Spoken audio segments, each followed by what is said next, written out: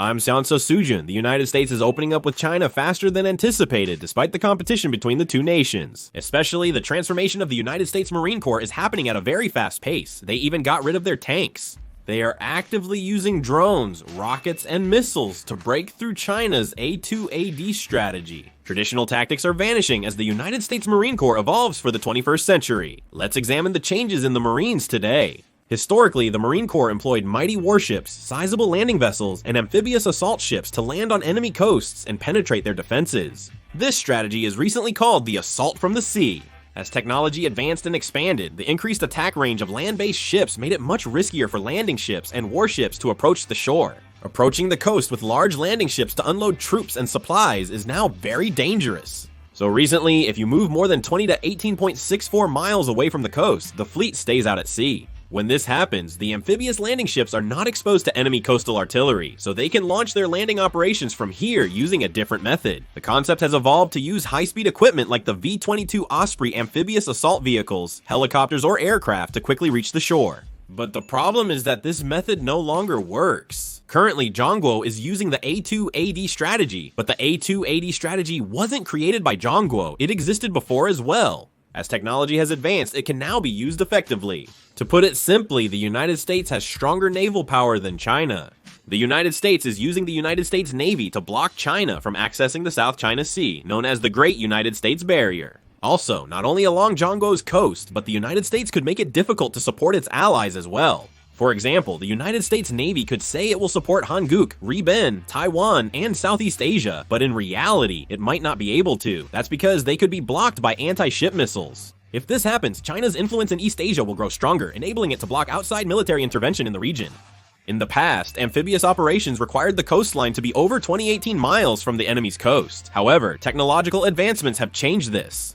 With advanced technologies, the United States Navy can now strike large fleets and aircraft carriers located thousands of kilometers offshore. When the Navy attempted amphibious operations in the traditional way, it became increasingly difficult to approach the shore due to improved enemy defenses. As a result, the United States Navy had to reconsider the very concept of amphibious operations. And that's how the modern war has changed. When comparing the Ukraine war and the Azerbaijan-Armenia war, you can really feel how much better drones and tanks are than missiles. In modern warfare, tanks and large equipment are vulnerable to attack and destruction. A single drone can effectively destroy a tank, making drones very powerful weapons. So, in the past, tanks and armored vehicles were mainly used to counter enemy tanks or armored vehicles. The United States Marine Corps didn't have to worry about that. Operating tanks and armored vehicles together reduces mobility but enhances defense, allowing them to withstand attacks better. Therefore, the trade-off in mobility was justified. The new United States Marine Corps strategy now focuses on mobility and lightening the force, which was the plan. In essence, the United States Marine Corps underwent a total reform, completely reorganizing its structure before 2020. First, the United States Marine Corps completely disbanded all of its tank units, and the tanks that used to be with the Marines were all transferred to the Army. Now, there are no tanks left in the United States Marine Corps. If tanks are needed in the middle of battle, the Marines will receive support from the Army's tanks. But then, how will they carry out operations without their own tanks?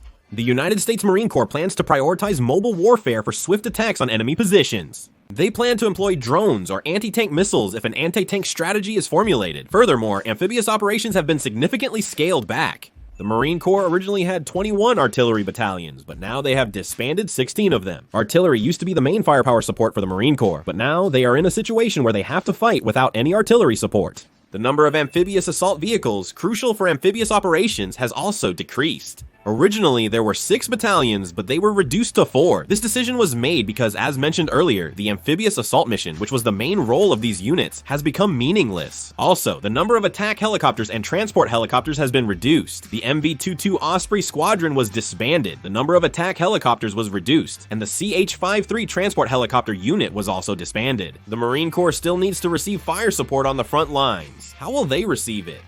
Now, the Marine Corps no longer operates its own independent aviation units, but instead relies on the Navy. If they need air support, they have to receive it from the Navy, which greatly limits their mobility and operational flexibility. Furthermore, there are concerns that the Marine Corps' F-35B CSTESS squadrons will be reduced. Now, instead of 16 squadrons, it is said that only 10 will remain. The United States Marine Corps faces challenges due to limited air support expectations for large-scale amphibious and landing operations. However, the notion that the United States has always had overwhelming air superiority in every real global conflict is not wholly accurate. While the Marine Corps may be weaker in large-scale amphibious operations and prolonged wars, it is also being evaluated as stronger by preparing for a completely new type of warfare. The Marine Corps has now transformed into a unit emphasizing mobility and lightness. First, the natural terrain has been streamlined, and the rocket artillery has been reduced to 3 battalions, and the high-mobility artillery rocket system has also been reduced to 3 battalions. They deployed mobile support units and unmanned vehicles, succeeded in the north, and expanded the area. When the enemy approached, they used these units to quickly counterattack. They also strengthened drone operations, now using UAVs for fire support attacks instead of personnel.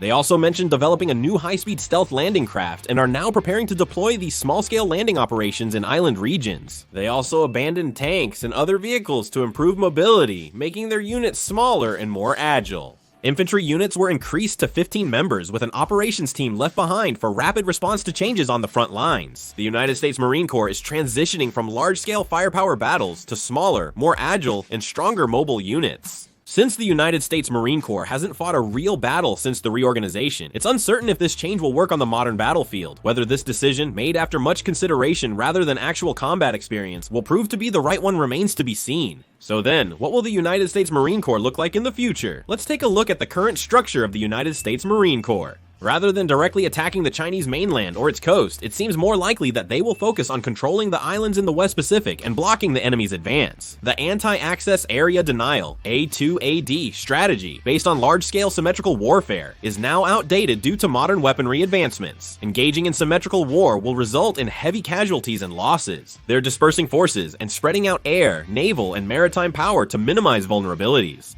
They are focusing on medium to long-range missiles for their main force to strike and defend from a distance using multiple defensive lines. For example, let's say there's a line. The question is how to occupy and control that line. The medium-sized unit uses its mobility and flexibility to land on the island quickly. With reinforced support, they secure the area and expand control gradually rather than directly leading the attack. If the enemy's main force is detected during the operation, they maneuver to avoid them or use special operations and airstrikes to neutralize them. And then, after gradually securing the island, they move forward and completely take control of the entire island. By installing surface-to-air or surface-to-surface missile batteries and building defensive lines, they can defend against or launch attacks in a new way. Viewing it as a concept of Japanese division landing operations will simplify understanding. Now, the United States Navy and Marine Corps are not just a simple amphibious force, but have become a special mobile force to counter China's A2AD strategy. This strategy allows them to effectively occupy and control key island areas without a large-scale amphibious assault. When a large force attempts to break through an island area and faces strong resistance, it may struggle. However, deploying several medium-sized forces flexibly in various locations while actively using mid to long-range weapons could effectively control the island area. The advantage of the United States Marine Corps' reorganization is its rapid mobility and the ability to carry out covert operations. And it can effectively deter a potential United States intervention, and even if it receives an attack from the United States, it has the advantage of being able to respond flexibly.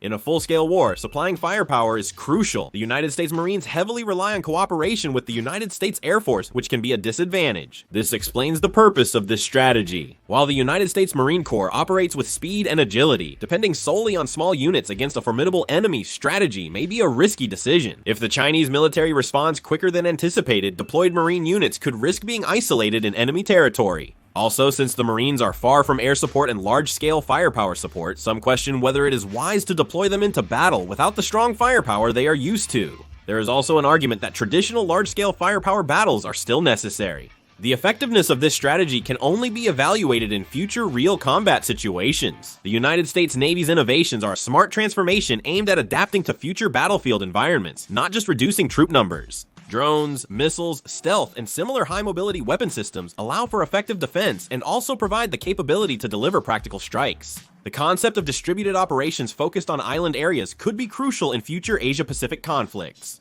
It's unclear how effective this change will be in practice. What are your thoughts on this type of United States response to threats? Share your thoughts in the comments. See you in the next video. Bye!